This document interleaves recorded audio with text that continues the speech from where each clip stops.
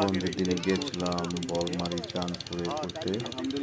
তো ওখানে যে সাধারণ মানুষের কৃষকের সাথে অনেক আলোচনা করলাম, ঘুরলাম, কৃষকের খোঁজ খবর নিলাম, কি অবস্থা বর্তমানে এখন কৃষিকাজে।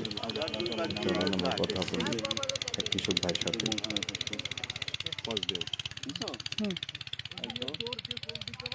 বেগুন তো প্রায় সবই তো নষ্ট হয়ে গেছে, পোকে খেয়ে ফেলছে।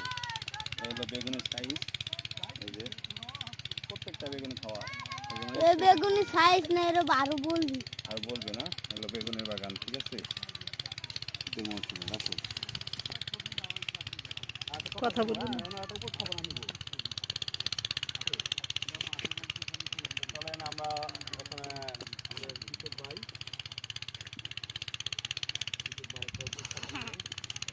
চাষি